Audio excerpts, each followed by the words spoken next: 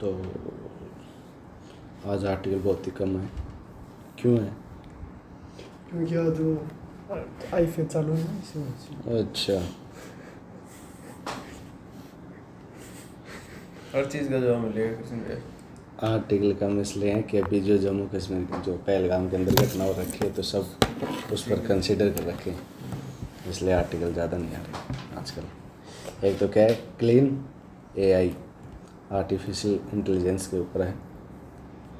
एक है सिमुलेटेनियस पोल्स, मतलब ये है मतलब क्या होते हैं, Simultaneous pause. एक चुनाव,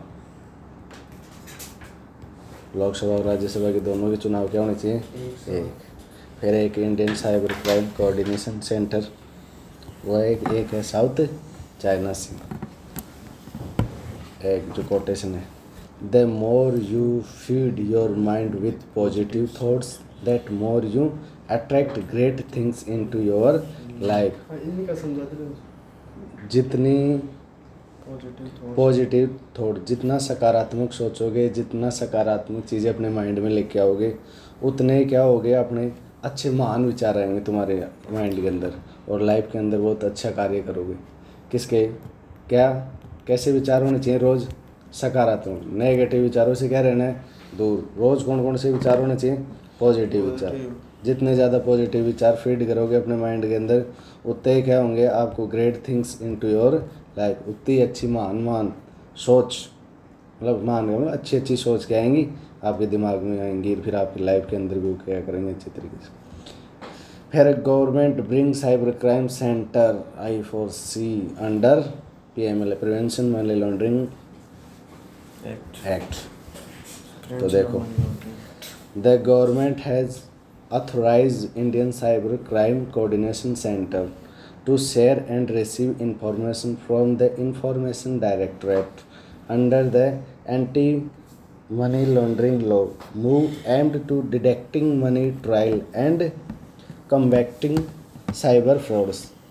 जो साइबर फ्रॉड्स को क्या करने के लिए, कम करने के लिए क्या बनाया गया है, साइबर क्राइम कोऑर्डिनेशन सेंटर, जो क्या करता है, इंफॉर्मेशन सूचनाओं को क्या करता है, रिसीव करता है और किसको दिलाता है, इंफॉर्मेशन डायरेक्ट ED को।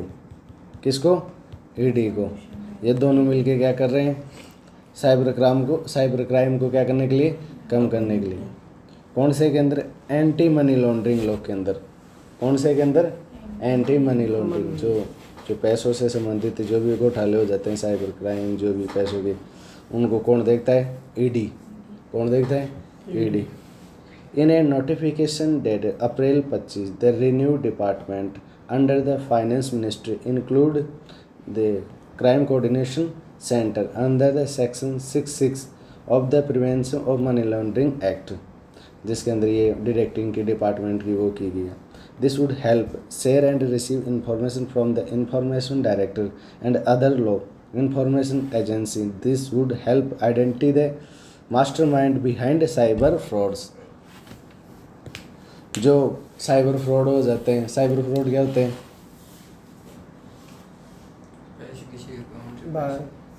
तो हाँ, कोई की साथ बैंक में 100 रुपये निकाल हो और अच्छा, मतलब पैसों से संबंधित जो भी काम होता है वो उसे क्या बोलते हैं, साइबर फ्रॉड। क्या बोलते हैं, साइबर फ्रॉड। जिसके अंदर अगर तो पुलिस थाने के अंदर भी तेरे पैसे उसे चुर गए हैं, मतलब या कोई दे नहीं रहा, तो तू तेरी रिपोर्ट कहाँ पे करवाई जाती है, साइबर की जो उसके ऊपर कराई जाती है। जिसमें दिल्ली के अंदर था, तो तुम पुलिस स्टेशन गए तो उसने बोला कि ये तेरी FIR कहाँ पे होगी, साइबर के अंदर। लेकिन फिर भी ये तो क्या छोटा मोटा मामला, इसलिए क्या कर रहे हैं हमने एक चीज़ ऐड कर दी उसके अंदर भी। इसके अंदर कौन सी, धमकी। धमकी का काम आता है, किसका काम है, पुलिस का। अगर धमकी नहीं होती, ओनली पैसों का मामला होता है, तो कौन देखती है उसको, साइबर पुलिस अलग से होती है, उससे संबंधित, तो वो देखती है। तो this would help share and receive information from the information directorate ED का नाम सुना है, वो क्या मारती है, छापा। अगर तेरे को पैसे से संबंधित तूने कुछ भी गड़बड़ी की, जैसे सरकार की कोई स्कीम चल रही तो उसमें तूने क्या खा गई, जैसे सड़क बनाने का ठेका तेरे को दिया गया, और तूने सड़क के अंदर तो लगाया पैसा कम और ज़्यादा खाने के अंदर लगाया खुद के अंदर, तो तेरे ऊपर कौन करेगी कार्रवाई? ईडी। तो मतलब क्या लगाती है? साइबर फ्रॉड्स का क्या लगाती है? पता लगाती है कि मास्टरमाइंड बिहाइंड साइबर फ्रॉड्स के पीछे मास्टरमाइंड कौन है, इसको क्या करती है? आइडेंटिफाई करती है। एक है Indian cyber crime coordination centre has been establish under the ministry of home affairs.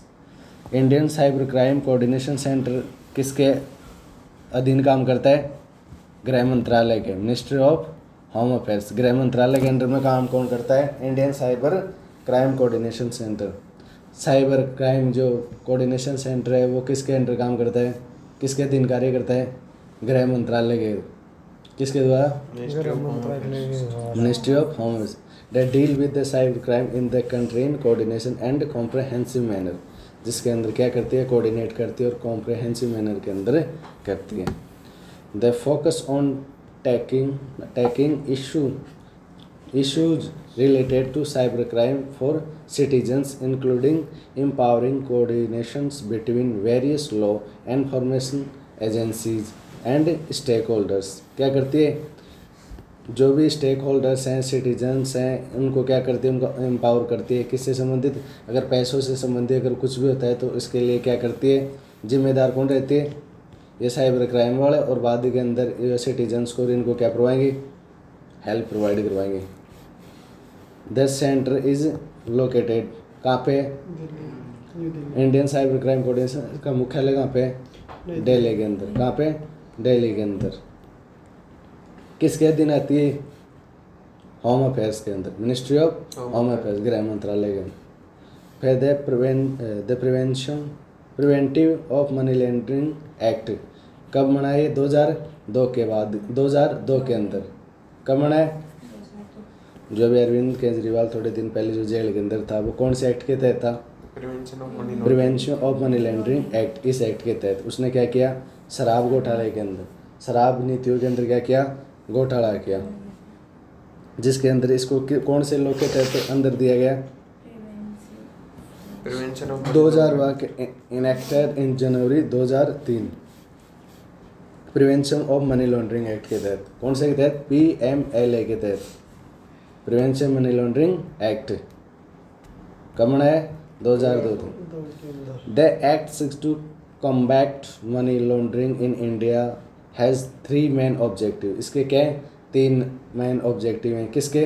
Prevention money laundering act के। यह क्या करवाता है? Prevent and control money laundering. Money laundering को क्या करता है? नियंत्रित करता है। क्या होती है मनी लॉन्ड्रिंग? पैसों की धोखाधड़ी। मनी लॉन्ड्रिंग क्या होती है? पैसों की धोखाधड़ी। इसको क्या बोलते हैं? Money laundering. और इसको मतलब कंट्रोल कौन करता है? PMLA एक्ट के तहत हम क्या करते हैं? कंट्रोल करते हैं। और PMLA एक्ट के तहत कार्रवाई कौन करती है? ED। कौन करती है? ED, जो किसके अंडर के अंदर आती है? साइबर क्राइम कोऑर्डिनेशन सेंटर के। कहाँ पे? साइबर कोऑर्डिनेशन सेंटर का मुख्यालय, जिसके अधीन कौन सी आती है? कौन सी एजेंसी है? ED। और ED कौन से मतलब कानून के तहत कार्रवाई करती है अगर मनी लॉन्ड्रिंग में? PMLA के तहत, जो कब बना है? 2002 के अंदर। जो 3 कंडीशन, जो मतलब 3 चीज़ें, अगर किसी को मनी लॉन्ड्रिंग को क्या करता है? नियंत्रित करता है। या पैसों की धोखाधड़ी हो रही तो उसको क्या करता है? नियंत्रित। ये करता है confiscate and seize the property obtained from the laundered money and, जो मतलब क्या हो गई? जो प्रॉपर्टी को क्या कर सकती है? सीज। अगर to deal with any other issue connected with money laundering in India, जो और भी कोई मनी लॉन्ड्रिंग से संबंधित अगर कोई भी क्या होता है? इशू अगर मुद्दा है तो उसको कौन करेगी? PMLA के तहत हम क्या करेंगे? हल करेंगे। किसके तहत? PMLA के तहत। कौन करेगा? ED। और ED किसके अधीन कार्य करती है? साइबर क्राइम कोऑर्डिनेशन सेंटर के तहत, जिसका मुख्यालय कहाँ पे है? दिल्ली के अंदर। किसके अंदर? दिल्ली के अंदर। और ये भी किसके अधीन कार्य कर रही है? गृह मंत्रालय के द्वारा। गृह मंत्रालय के द्वारा मिनिस्ट्री ऑफ होम अफेयर्स के अधीन क्या करती है? काम करती है। कौन? साइबर क्राइम कोऑर्डिनेशन सेंटर, जिसका मुख्यालय कहाँ पे है? दिल्ली के अंदर। अब इसके तहत कौन कार्रवाई करता है? ईडी। ईडी और ईडी कौन से एक्ट के तहत करती है? पीएमएलए के तहत। मनी लॉन्ड्रिंग होती क्या है? पैसों की धोखाधड़ी, कोई भी मनी की धोखाधड़ी अगर होती है तो उसको कौन करता है? साइबर क्राइम कोऑर्डिनेशन सेंटर, जिसके अधीन कार्य करती है ईडी, वो कौन से एक्ट का प्रयोग करते हुए? पीएमएलए का प्रयोग करते हुए क्या करती है? कार्रवाई करती है। इसके तहत किसके ऊपर कार्रवाई की गई अगर तुम्हें जानकार हो तो? अरविंद केजरीवाल। उसने क्या किया? जो ठेके हैं उनके अंदर क्या खा गया? पैसे खा गया। जो अभी मतलब पूरी चीज़ सिद्ध तो नहीं हुई, लेकिन जिस हिसाब से गिरफ्तार किए तो हम क्या लगा सकते हैं? ओनली आरोप ऐसे बता सकते हैं। जैसे सिद्ध हो जाएगा तब तो हम क्या करें? सीधा नाम ले सकते हैं। क्या हुआ? जनक है वो, देख रहे the press money laundering act PMLA 2002। समझ में आ गया क्या? समझ में आया पूरा? अगर कोई पैसों से संबंधित कुछ भी काम होता है, मतलब धोखाधड़ी होती है, तो कौन सा साइबर क्राइम कोऑर्डिनेशन सेंटर काम आएगा आपका? जिसके तहत पीएमएलए एक्ट के तहत ईडी आपके ऊपर क्या करेगी? कार्रवाई करेगी। जो किसके अंडर कार्य करती है? गृह मंत्रालय के द्वारा मतलब अंडर कार्य करती है। और वो भी और भी किसके अंडर कार्य करती है वो? अगर एक संस्था देखे तो साइबर क्राइम कोऑर्डिनेशन सेंटर के अधीन क्या करती है? कार्य। समझ में आया क्या पूरा मामला? पीएमएलए कब बना? अच्छा, पीएमएलए कब बना? 2002 के अंदर। Preventive money laundering act. एक है Philippines and US test air defence and China seize reef. उसने क्या किया? एक फिलीपींस और यूएसए ने टेस्ट किया है एयर डिफेंस का। क्या है? Missile fight off the coast of the northern Philippines on Sunday, and USA and Filipino force conduct their first integrated defense drill.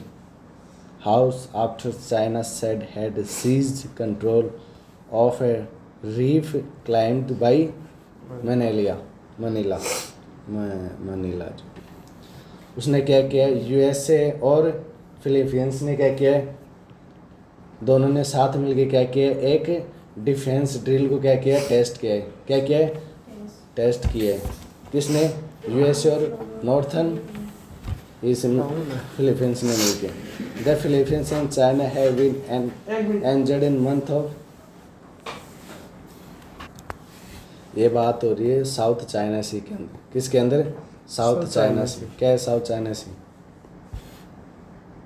वो मैप देना एक बार, ग्लोब।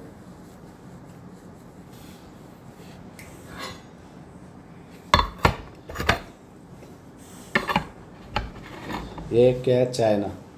ये कौन सा है? Philippines, Sri Lanka, Myanmar. ये क्या है? साउथ चाइना सी है। क्या है? साउथ चाइना सी। इसके ऊपर कंट्रोल कौन बताता है? चाइना अपना। कौन? चाइना के जस्ट नीचे। और वो कौन सी थोड़ी के 9 डैश लाइन के तहत? कौन सी? इसकी जो 9 डैश लाइन है किसके अंदर? साउथ चाइना सी के अंदर। किसके अंदर? साउथ चाइना, दक्षिणी चीन सागर के अंदर। दक्षिणी चीन सागर पर आधिपत्य कौन जमाना चाहता है? चाइना।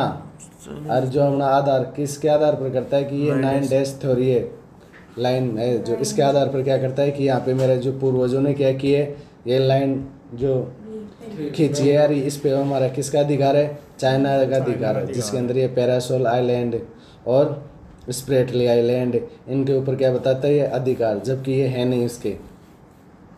ये तो किसका है? फिलीपींस का है। कौन सा?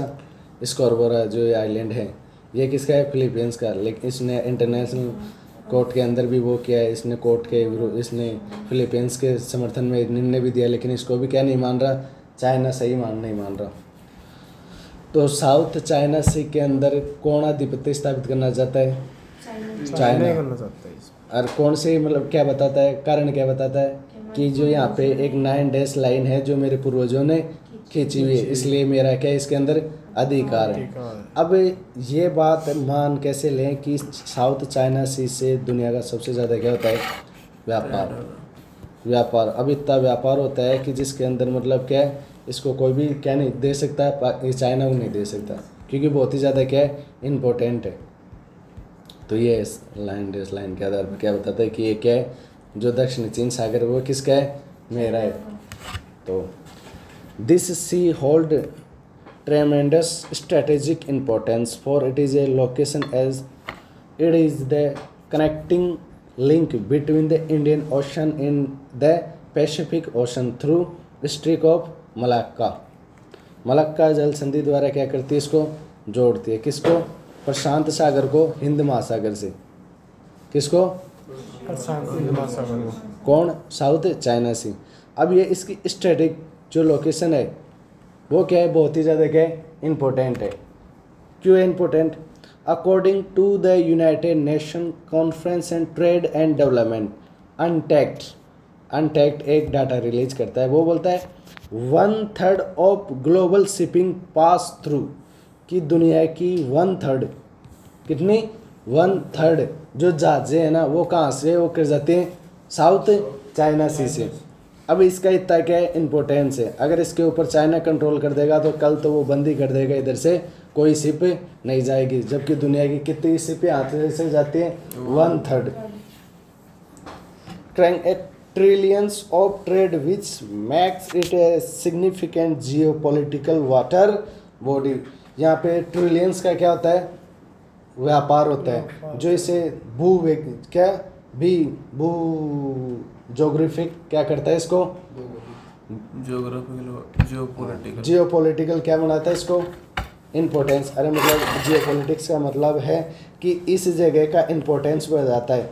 जैसे ऐसे कि शायद चाइना सी अंटार्कटिका के अंदर होती, किसके अंदर होती, अंटार्कटिका के अंदर, वहाँ पे तो ना कोई जहाज जाता है ना कोई और कुछ जाता है, वहाँ पे कोई मतलब नहीं, चाहिए कोई भी आधिपत्य कर लो। लेकिन यहाँ से तो 1/3 क्या जाती हैं, शिप जाती हैं। तो यहाँ इस क्षेत्र का, इस जगह का क्या है, जियोपॉलिटिकल क्या है, भू राजनीतिक क्या है, भू राजनीतिक महत्वपूर्ण है। समझ में आ रहा है, भू राजनीतिक मतलब इस धरती का यहाँ पे जो ये समुद्र है ना, इसका यहाँ पे होने पर बहुत ज़्यादा क्या है, इसका इम्पोर्टेंस है। अगर ये यहाँ पे होती, यहाँ पे कोई जहाज नहीं जाता तो इसका कोई इम्पोर्टेंस नहीं, जैसे चाइना रख चाहे कोई भी रख, लेकिन अब यह क्या है, बहुत ही ज़्यादा इम्पोर्टेंट है। अब जैसे मैं बताऊँ तो, जैसे तुम्हारे घर पे तुम्हारे घर रास्ता आता है, अब उस रास्ते का क्या है, बहुत ही ज़्यादा इम्पोर्टेंट है, वो बहुत ही ज़्यादा उसका क्या है, महत्व है।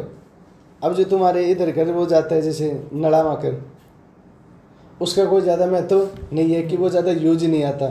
लेकिन तुम्हारे जो ये अभी जो नया रास्ता ले रहे हो, उसका क्या है, जियोपॉलिटिकल क्या है, महत्व। अरे जो बड़ाई वाली क्या है, धरती है, उसका भू राजनीतिक क्या है, महत्व है, क्योंकि वो कहाँ पे आ गई, तुम्हारे रास्ते के अंदर आ गई। तो ऐसे साउथ चाइना सी का क्या है, इम्पोर्टेंस है। क्यों है, क्योंकि वो भी क्या आ गई, वहाँ पर बहुत सारी क्या जाती हैं, जहाजें जाती हैं उधर से। अगर वो चाइना पे क्या कंट्रोल में आ जाएगा तो जहाजें जाने देगा क्या, वो बंद कर देगा कि क्या है, मेरी है। लेकिन अभी तो वो क्या कर रहा है, इस पे ऊपर दावा क्लेम, क्या कर रहा है, क्लेम। कौन सी थ्योरी के आधार पर, 9 डेज लाइन के आधार पर, कि ये मेरे पूर्वजों ने खींची रही है, क्या मेरी है, मेरी है। लेकिन किसी ने माना कि 9 डेज लाइन को अभी तक नहीं माना। तो यही है, तो इसका क्या है, जियोपॉलिटिकल महत्व है। The South China Sea believed है, यहाँ पे बहुत सारा ऑयल और क्या है, गैस के क्या रिजर्व है, क्या है, ऑयल और गैस के क्या रिजर्व है, किसके अंदर, साउथ चाइना सी के अंदर। एक तो 1/3 तो क्या जा रही है, यहाँ से शिप जा रहे हैं, और फिर यहाँ पे गैस भी बड़ी मात्रा के अंदर है, ऑयल भी बड़ी मात्रा के अंदर है। तो ऐसी जगह को कौन छोड़ना चाहेगा, भारत छोड़ देगा क्या साउथ चाइना सी को, अमेरिका छोड़ देगा क्या, क्योंकि यहाँ पे बहुत मात्रा के अंदर ऑयल है, गैस है, और दुनिया की 1/3 शिप यहाँ से जाती है। तो कितना ज़्यादा इम्पोर्टेंस है इसका। तो it is one of the world most heavily trafficked waterways, ये दुनिया का सबसे ज़्यादा क्या ट्रैफिक रहता है यहाँ पे, किसके अंदर, जो समुद्री रास्ते हैं ना वहाँ पे सबसे ज़्यादा अगर शिप कहाँ से जाते हैं, इस यहाँ से होके जाते हैं। जैसे ऐसे मान लो कि हमारे गुणे की डाणी से सब जयपुर में सबसे ज़्यादा ट्रैफिक कहाँ पे रहता है, रिद्धि सिद्धि के अंदर। तो रिद्धि सिद्धि का इंपॉर्टेंस बढ़ेगा कि नहीं बढ़ेगा, क्योंकि ये क्या करवा रहा है, रास्ता उपलब्ध करवा ले, इसलिए तो ट्रैफिक है। ऐसे थोड़ी हो जाएगा ट्रैफिक, कुछ महत्व है इसलिए तो है। इसलिए साउथ चाइना सी के अंदर क्या है, दुनिया का सबसे क्या है, हेविली क्या ट्रैफिक है। वाटर वेव्स मतलब जल के रास्ते के अंदर। An estimate US 3.4 trillion in ship-borne commerce transit in sea each year, including energy supply to US, Japan and south Korea. यहाँ से क्या ऊर्जा का क्या किया जाता है, सप्लाई की जाती है इसी क्षेत्र से होके। कितनी का, 3.4 ट्रिलियन की तो ऊर्जा सप्लाई की जाती है। कहाँ से, साउथ चाइना सी से। कोई छोड़ना चाहेगा इसको नहीं। और वो पागल क्या बोल रहे हैं कि यहाँ पे क्या है, मेरा अधिकार है, क्या है, मेरा अधिकार है। और कौन सी थ्योरी के लिए बोल रहे हैं, 9 days। मान लेगा कोई नहीं मानेगा। फिर India has also significant increase it military sales and assistance to the Philippines and Vietnam. India क्या कर रहा है, इसके अंदर सिग्निफिकेंट अपनी जो महत्वपूर्ण जो भूमिका है उसको क्या रहा है, बढ़ा रहा है। और असिस्ट कर रहा है किनको, फिलीपींस और वियतनाम को भी, उनको भी मिसाइलें दे रहा है कि तुम भी क्या करो, इनके ऊपर क्या करो, इनकी सहायता कर रहा है कि फिर बाद के अंदर हम सारे मिलके क्या करेंगे, इसके स्वतंत्र प्रभाव को क्या बनाए रखेंगे। अब एक तो चाइना यहाँ पे इंडिया ही सारा वॉर लड़े, एक वहाँ पे साथ वाले उनको भी क्या दे दे, हथियार दे दे। तो चाइना अब जैसे कोई गरीब आदमी है,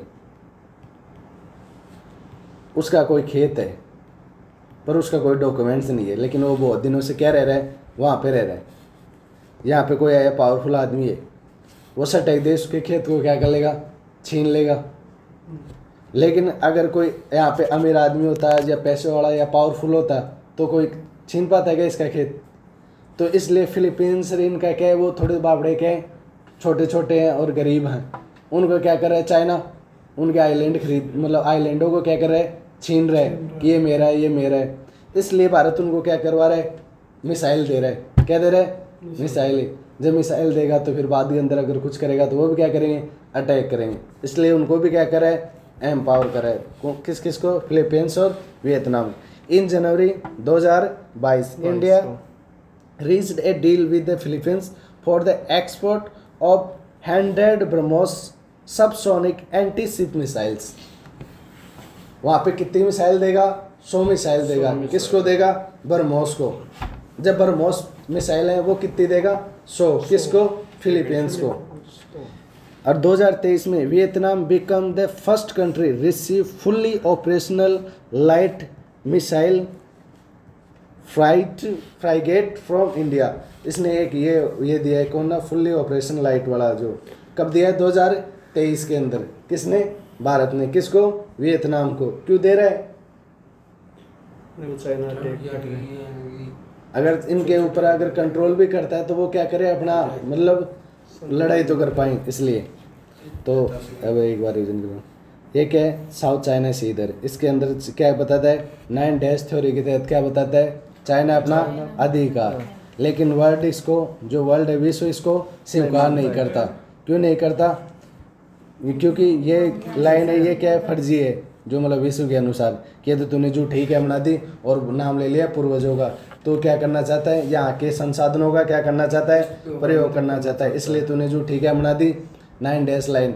और फिर बाद के अंदर यहाँ पे बड़ी मात्रा के अंदर क्या है, ऑयल है, गैस है। दुनिया के 1/3 क्या जाते हैं, सिर्फ यहाँ से जाते हैं। तो इन सबको क्या करना चाहता है चाइना, कंट्रोल। इसलिए क्या करता है वो, साउथ चाइना सी के अंदर अपना प्रभाव बढ़ा रहा है। लेकिन भारत भी इसके ऊपर पीछे नहीं हट रहा है, वो भी आजकल साउथ चाइना सी के अंदर क्या अपना प्रभाव जमाने की कोशिश कर रहा है। क्यों कर रहा है, क्योंकि ये बहुत ही ज़्यादा इंपॉर्टेंट है। यहाँ दुनिया के 1/3 क्या जाते हैं, सिर्फ जाते हैं। बड़ी मात्रा के अंदर ऑयल है, बड़ी मात्रा के अंदर गैस है, इसलिए। समझ में आया। फिर है एआई से संबंधित। एआई का वैसे पहले बता रखा है कि एआई को मतलब आजकल क्या करें, एआई को लाने के लिए बड़ी मात्रा के अंदर क्या हमें लगाने पड़ेंगे, प्लान्स लगाने पड़ेंगे क्या एआई को कंट्रोल करने के लिए। जो एआई के जो क्लाउड को बनाने के लिए हमें क्या करने का, बहुत ही बड़ी मात्रा के अंदर किसका कंजप्शन होगा, वाटर का। किसका, वाटर का। बहुत ही मात्रा के अंदर क्या होगा, ऊर्जा का क्या खपत, क्या होगी, ऊर्जा की खपत। अगर एआई के हमें क्लाउड बनाने हैं, आर्टिफिशियल इंटेलिजेंस को अगर लागू करना है, उसके लिए क्या करना है, क्लाउड बनाने, तो उनके अंदर बहुत मात्रा के अंदर तो किसकी आवश्यकता होगी, वाटर की, और बहुत ही मात्रा के अंदर किसकी होगी, ऊर्जा की आवश्यकता।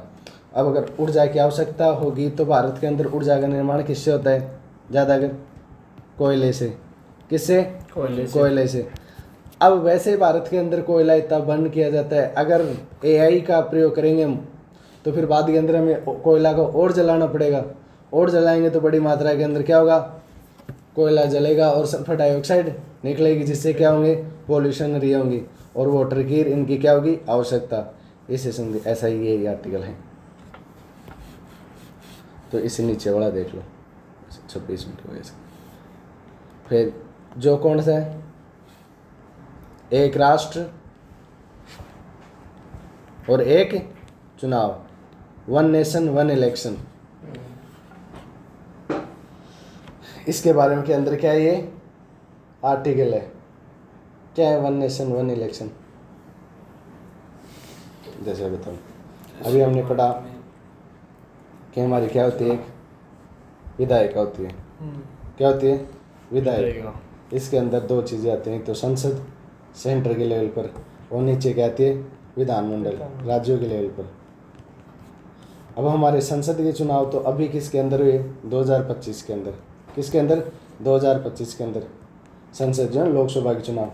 2024 के अंदर हमारे किसके हुए, विधानसभा के चुनाव। मतलब 2024 के अंदर तो सीएम कौन बना, भजन लाल। 2025 के अंदर वापस प्रधानमंत्री कौन बना, नरेंद्र मोदी। अब ये चुनाव क्या हो रहे हैं, लोकसभा और विधानसभा के चुनाव क्या हो रहे हैं, अलग अलग। क्या हो रहे हैं, अलग अलग। तो इनको एक साथ कराने के लिए क्या बनाएगी ये एक कमेटी, क्या बनाएगी ये कमेटी, कि लोकसभा और विधानसभा के चुनाव क्या हो जाएं, साथ साथ ही हो जाएं। अब साथ साथ हो जाएं, क्या फ़ायदा होगा इनसे, साथ साथ हो जाएंगे तो। अब जो मतलब वोट कराने के लिए क्या ही, वोट करवाने के लिए हमने क्या बड़ी मात्रा के अंदर क्या है, मशीनें यहाँ पे आई, लोग यहाँ पे आए, जो मतलब ऑफिसर्स वो यहाँ पे आए। वो एक बार तो 2024 के अंदर आए, फिर वापस 2025 के अंदर आए। इससे क्या हो रहा है, अत्यधिक क्या हो रहा है, खर्च हो रहा है पैसों का। पैसे क्या हो रहे हैं, ज़्यादा खर्च हो रहे हैं। जो जिन आदमियों का प्रयोग हम और कहीं पे ले सकते हैं, उनका प्रयोग हम कहाँ पे कर रहे हैं ज़्यादा, ओनली चुनावों के अंदर। ये तो यहाँ पे वो आते हैं तो बड़ी मात्रा के अंदर वाहन। अब जब चुनाव होते हैं तो चुनाव से पहले 2 महीने पहले क्या लग जाती है, कोड ऑफ कंडक्ट, आचार संहिता। क्या लग जाती है, आचार संहिता। आचार संहिता के अंदर कोई भी क्या नहीं बना सकता, पॉलिसी नहीं बना सकते, कोई भी क्या, कोई कानून नहीं बना सकता। 2 महीने के लिए क्या हो जाते हैं, पूरी तरीके से सब कुछ बैन। तो 2 महीने के अंदर सरकार अच्छी तरीके से क्या नहीं कर पाती, कार्य नहीं कर पाती। ऐसे देश के अंदर चुनाव होते रहते तो वहाँ की सरकारें क्या नहीं कर पाती, कानून नहीं बना सकती, वहाँ पे कुछ नई घोषणा नहीं कर सकती। और इन सारी चीज़ों को देखते हुए क्या किया गया है कि यार बर के अंदर हमें क्या लगानी पड़ती है, आचार संहिता लगानी पड़ती है। बर के अंदर हमें क्या लगाने पड़ते हैं, इलेक्शन बूथ लगाने पड़ते हैं। बर के अंदर हमें क्या करवाने पड़ते हैं, बार बार चुनाव करवाने होते हैं, बार बार बूथ लगाने होते हैं, बार बार हमें इलेक्शन करवाने होते हैं। क्यों ना इनका टंटा एक साथ ही मेट दिया जाए, कि विधानसभा और लोकसभा के चुनाव एक साथ ही हो जाए। जहाँ पे ऐसे कि यहाँ पे लोकसभा के और विधानसभा के चुनाव हो रहे हैं, तब इसके लिए हमने मशीन लगाई। वहाँ पे एक मशीन और लगा दें, जिसके अंदर एक के अंदर तो लोकसभा का बटन दबा जाओ, एक के अंदर विधानसभा का बटन दबा जाओ, तो दोनों के क्या हो जाएं, साथ ही चुनाव हो जाएंगे। साथ चुनाव होंगे तो क्या होंगे, हमारे पैसे बचेंगे, टाइम बचेगा। और जो आचार संहिता जो बार बार में लगती है, वो ओनली 2 महीने तक ही लग के अपना काम निपट लेगी। अच्छी तरीके से क्या कर पाएंगे, फोकस कर पाएंगे चुनावों के अंदर। अब क्या आधी बार तो क्या करते हैं चुनाव वाले, जैसे अब चुनावों के कारण क्या करते हैं, आधी बार तो जो रैलियों के अंदर ही रहते हैं कि कब, जैसे प्रधानमंत्री है, कभी बिहार का चुनाव है तो बिहार की रैली में चला गया, कभी राजस्थान का चुनाव है तो राजस्थान की रैली करने चले गए, कभी हरियाणा का चुनाव है तो कभी हरियाणा के चुनाव में चले गए, कभी म्यांमार का चुनाव है तो वहाँ पर कहीं पे कर्नाटक का चुनाव है तो वहाँ पे चला गया, कभी नागालैंड का चुनाव है तो वहाँ पे चला गया, कभी मणिपुर का चुनाव है तो वहाँ पे चला गया, कभी मिजोरम का चुनाव है तो वहाँ पे चला गया। पूरे दिन के पूरे साल भर क्या कर रहे हैं, रैली कर रहे हैं। अगर एक साथ चुनाव हो जाते तो 2 महीने के अंदर अपना काम कर लेता सारा। बार बार चुनाव करना, जो बार बार रैली करने की जो आवश्यकता थी क्या। अब ये रैलियों का टाइम किसके देश के विकास के अंदर लगा था, समझ में आएगा। तो इसलिए क्या करवाओ, एक साथ हम क्या कराओ, चुनाव करा सकते। इससे संबंधित क्या है, ये होता है 1 नेशन 1 इलेक्शन, एक राष्ट्र एक चुनाव। एक राष्ट्र एक चुनाव क्या होता है बता था। लोकसभा और विधान परिषद के चुनाव, एक विधानसभा का चुनाव एक साथ किया जाए। अभी क्या होते हैं, तो अलग अलग होने से क्या फायदा है, अलग अलग फायदे तो नहीं है, नुकसान ही। हाँ, नुकसान क्या, नुकसान की मशीनों के खर्चे और जैसे टाइम और आर्थिक स्थिति भी ढंग से ऐसे ही फिर आएंगे, ऐसे समझ में आना चाहिए। फायदे हैं, बहुत सारे फायदे भी हैं। जैसे अलग अलग चुनाव होते हैं, जैसे रीजनल क्षेत्रीय पार्टी हैं, क्या क्षेत्रीय पार्टी, अब वो अच्छी तरीके से अपने सेपरेट क्या कर पाती है, वहाँ पे फोकस कर पाती हैं। कौन से क्षेत्र के अंदर, उस क्षेत्र के अंदर। अब जब दूसरे चुनाव होते हैं तो वहाँ पे भी अपना क्या कर पाती हैं। अब जहाँ पे क्षेत्रीय पार्टी है और एक साथ चुनाव हो रहा है तो ओनली वो तो अपने क्षेत्र के अंदर ही क्या कर पाएगी अपना प्रभाव। जब केंद्र सरकार के चुनाव चल रहे हैं तब तो वो अपना रोल ही वहाँ पे विधानसभा के चुनाव को बचाएगा उनको। अब एक आता है नुकसान ये होता है कि अब ऐसे चलो कि केंद्र सरकार के अंदर क्या चल रही है, एक लहर चल रही है, उस लहर का भी फायदा कहाँ पे चला ले, वो विधानसभा के चुनावों के अंदर फायदा उठा ले। अब वहाँ पे 2 मशीन है, आदमी कैसे डिटेंड कर सकता है। इतनी अवेयरनेस है कि भारत के अंदर कि एक केंद्र के चुनाव हो रहे हैं तब तो वो सोचे यार मैं इसको वोट दूं और विधानसभा वालों में इसको वोट दूं, तो उससे वहाँ पे क्या आ जाएगा, द्वंद्व। क्या आ जाएगा, द्वंद्व। अब वो किसको, ये बहुत सारे क्या है नुकसान है, लेकिन बहुत सारे क्या इसके अब फायदे भी हैं।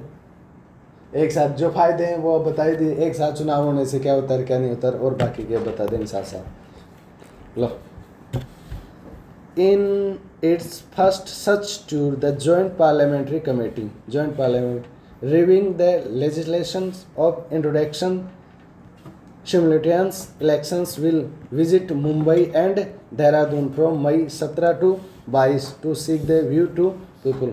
जो यहाँ के क्या गए, जो जॉइंट पार्लियामेंट्री के जो सदस्य हैं वो कहाँ पे गए, मुंबई और देहरादून गए। क्यों गए, वहाँ पे जो जितने भी क्या हैं सेलिब्रिटीज़ हैं, क्या सेलिब्रिटीज़ जो हिंदी रीजनल के इंटरटेनमेंट करवाते हैं उनके पास गए कि उनसे क्या कर रहे हैं, रिव्यू ले रहे हैं कि एक चुनाव और एक राष्ट्र एक चुनाव करवाएं या नहीं करवाएं। फिर वो अपने रिव्यू दूंगी, उनको वो समझाएंगे कि तुम्हारी लोगों की जो तुम्हारी बात है जो ब्रॉड लेवल पर सुनी जाती है, मूवी तो भी देखता है, सब देखते हैं, वो कहेंगे कि एक राष्ट्र एक चुनाव क्या होना चाहिए, तो पूरी जनता के अंदर ज़्यादा क्या जाएगा, प्रभाव जाएगा। तो जो जॉइंट कम्प्रहेंसिव जो कमेटी वाले वो कहाँ पे गए हुए, मुंबई। जो सेलिब्रिटीज़ हैं उनसे उनके व्यू लेने के लिए, उनको समझाने के लिए क्या एक मतलब वो बता रहे हैं कि क्या लेना चाहिए, या एक इलेक्शन या एक चुनाव करवाना चाहिए या नहीं करवाना चाहिए, इससे संबंधित। स्पीकिंग द हिंदू जॉइंट जो chairperson PP Chaudhary said election and the election cycle impact everyone, कि क्या करती है इलेक्शन साइकिल जो क्या करती है सबको क्या करती है, प्रभावित करती है। और हमारे effort is a reach out a wide area to interest groups which include the film industry, they also have the power of influence public opinion, M.R. Chaudhary said. Mister Chaudhary ने क्या बोला है कि जो फिल्मिस्ट जो हैं उन इंडस्ट्री वो क्या करते हैं, इन्फ्लुएंस कर रखी है किसके अंदर, पब्लिक ओपिनियन के अंदर। अगर ये कोई चीज़ कहेंगे तो अच्छी तरीके से जनता सुनेगी और अच्छी तरीका क्या करेगी, ओपिनियन देगी। किसकी बात, सेलिब्रिटीज़ की। आजकल हम तभी तो सेलिब्रिटी से क्या करवाते हैं, ऐड करवाते हैं। इसलिए जो इलेक्शन कमीशन वाले भी वो कहाँ पे गए, जो कमेटी बनाई हुई है मुंबई और देहरादून के। Simultaneous election in India referred to the idea of holding Lok Sabha parliamentary and state legislative assembly election together with the aim of reducing the frequency of election and their associate cost। क्या associate cost क्या बोल रही है कि जो एक राष्ट्र एक चुनाव वो क्या करेगा, लोकसभा और राज्यसभा के साथ क्या कर, लोकसभा और विधानसभा के क्या करवाए, साथ चुनाव करवाए, जिससे रिड्यूस होगी क्या फ्रीक्वेंसी, बार बार चुनाव करवाने से क्या मिलेगा, थोड़ा राहत मिलेगी। और क्या करेगी, कॉस्ट को क्या करेगी, कम करेगी। चुनाव के अंदर जो खर्च होता है वो क्या होगा, कम होगा। The election commission in the it's annual report 1983 had recommended that A system should be evolved so that election could be held, कि अगर इसके अंदर सिस्टम क्या हो जाए, इवॉल्व हो जाए, तो हम क्या कर सकते हैं, एक राष्ट्र और एक मतलब वन नेशन और वन इलेक्शन कर सकते हैं। 1983 के अंदर द लॉ कमीशन 170वीं रिपोर्ट जारी कब की, 1999 के अंदर। Started the must go back the past where the election Lok Sabha and all Vidhan Sabha क्या होते थे, साथ होते थे।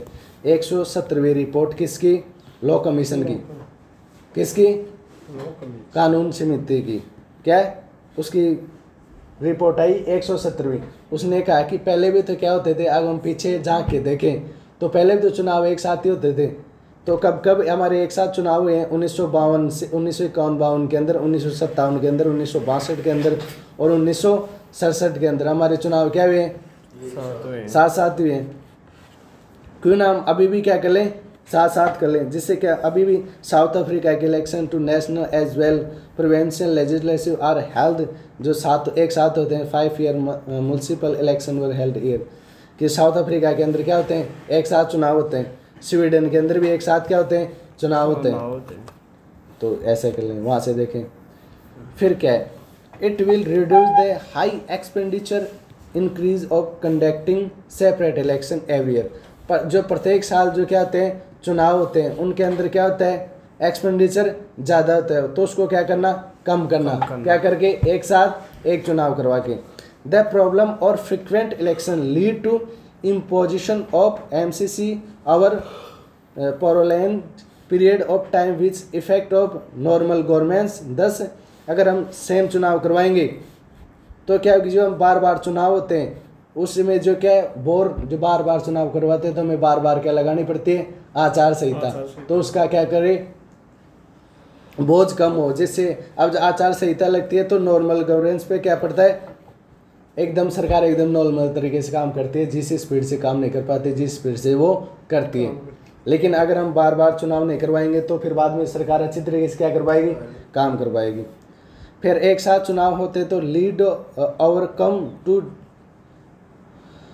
of normal public life effect and frequency election and certain predetermined period of time।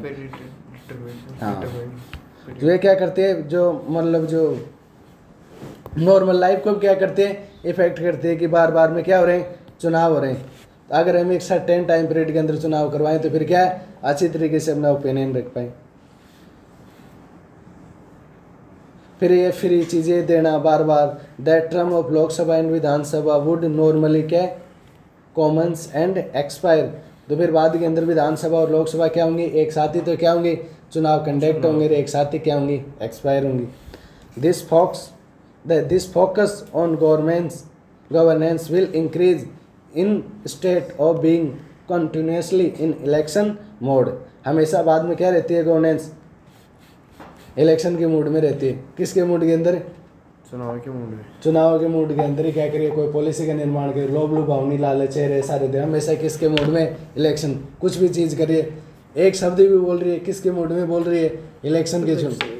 तो सरकार क्या करे, इनसे बचे और किसके कामकाज के अंदर लगे, सरकार के कामकाज के अंदर लगे और हमेशा इनके मूड में नहीं रही। समझ में आएगा। क्या हो रहा है, एक तो कॉस्ट बढ़ रही है, जो पैसे ज़्यादा लगते हैं वो कम हो जाए, जो बार बार आचार संहिता लगती है जिसके कारण सरकार नॉर्मल तरीके से काम कर पाती है, उससे क्या मिले, छुटकारा मिले। जो बार बार क्या होता है, जो पब्लिक क्या होती है इसके अंदर परेशान होती है, उससे भी क्या मिले, राहत मिले। जो बार बार क्या होता है, लोकसभा और राज्यसभा के जो पद के अंदर साथ ही चुनाव हो और साथ ही क्या हो, समाप्त हो। फिर जो बार बार जो सरकार कह रहती है हमेशा इलेक्शन के मोड में रहती है, उससे भी क्या मिले, राहत मिले। ये तो क्या है इसके लाभ है। अब नुकसान क्या है इसके, नुकसान है कि हम फॉर फेडरलिज्म कि फेडरलिज्म को क्या पड़ेगा, इम्पैक्ट पड़ेगा। क्या है फेडरलिज्म, पढ़ा है मैंने, यानी कि जो ये इसको होगा तो संघवाद है ना, संघवाद वो ज़्यादा हो जाएगा और जो राज्य है ना उनका इम्पोर्टेंस क्या होगा, कम होगा और संघ का इम्पोर्टेंस बढ़ जाएगा।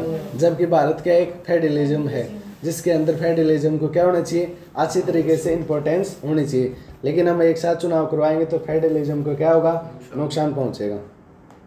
और फिर है लॉजिस्टिकल चैलेंज कि एक साथ क्या करना, पूरे चुनाव को कंडक्ट कराना है, पूरे भारत के अंदर विधानसभा के भी लोकसभा के, इतना सामान को इधर उधर करना, ये भी क्या रहेगी, एक नुकसान, ये चुनौती रहेगी। फिर एक रीजनल, आगे बोल, तीसरा नंबर का। अब इसके अंदर क्या होंगे, जो रीजनल, इसके अंदर भी बहुत सारे देखे जाए। अब वहाँ पे जो रीजनल जो पार्टी हैं वो एक टाइम के अंदर एक ही जगह पर क्या कर पाती हैं, फोकस कर पाती हैं, क्योंकि उनके क्षेत्रीय पार्टी हैं, उनके पास न तो इतना बड़ा तंत्र है न सारी। अब उनके अंदर एक साथ करवा दिया जाएगा, वो तो क्या तो विधानसभा के अंदर फोकस कर ले, क्या केंद्र सरकार वाले के अंदर, तो उसको क्या होगा, नुकसान होगा। फिर है फाइनेंशियल implications. हाँ, conducting election too expensive and require significant resources like man power. इसके लिए बहुत ज़्यादा क्या पड़नी पड़ेगी, आदमियों की आवश्यकता पड़ेगी। किन की, मैन पावर की। एक साथ इतने आदमियों की मतलब बहुत ज़्यादा क्या होगी, रिक्वायरमेंट होगी। ये भी क्या एक प्रॉब्लम है, इशू है। इशू फिर डिसोल्यूशन क्या है, जैसे मतलब एक बार चुनाव तो करवा दिया तुमने साथ में, और बीच के अंदर किसी की सरकार गिर गई, क्या हो गई, बीच के अंदर सरकार गिर गई। अब वहाँ पे इलेक्शन कैसे करवाओगे, ये भी क्या एक, अरे जैसे राजस्थान के और जो मतलब लोकसभा के भजन लाल सीएम, भजन लाल और नरेंद्र मोदी एक साथ क्या बने, सीएम और पीएम बने, लेकिन भजन लाल की सरकार गिर गई। अब राजस्थान के अंदर सरकार ही रेडी रहेगी क्या, या नई सरकार भी बनेगी? तो अब नया चुनाव कैसे होगा? हमने कार्यकाल फिक्स कर रहा है कि लोकसभा का जो भी नए चुनाव होंगे उनके बाद में कार्यकाल कितने का होता है, 5 साल का होता है। अब फिर वहाँ पे भी क्या करना पड़ेगा, चेंजमेंट करना पड़ेगा। ये भी क्या इशू। अब नई सरकार कितने दिन के लिए बने, जैसे 2 साल के लिए भजन लाल काम कर गया, क्या कर गया, अब हट गया, अब सरकार गिर गई, अब नए चुनाव हो तो नए साल जो नए जीत के आएंगे उनका कार्यकाल 3 साल का ही रहेगा, जबकि संविधान तो क्या कहता है 5 साल का। तुम कितने का करे हो, 3 साल का। तो ये भी क्या एक मुद्दा है, इशू है। इट राइज द क्वेश्चंस, एक ये क्वेश्चन भी उठते हैं कि if the ruling party hold an absolute majority in 29 state thus whether new election would be required. अगर ऐसा हो कि ये क्वेश्चन भी उठता है, अगर रूलिंग पार्टी जो सत्ता के अंदर पार्टी है वही क्या कर जाए, डोमिनेट कर जाए पूरे ही किसके अंदर, स्टेट के अंदर, फिर क्या होगा, क्या दोबारा चुनाव करवाओगे क्या? ये भी क्या एक मुद्दा है। फिर डिसएडवांटेज फॉर रीजनल पार्टी, और रीजनल पार्टियों के लिए तो विचारों के लिए क्या है, डिसएडवांटेज या डिसएडवांटेज है। तो समझ में आएगा? ये 29 में बीजेपी हो जाएगी तो फिर किसी को क्या अलग से नहीं।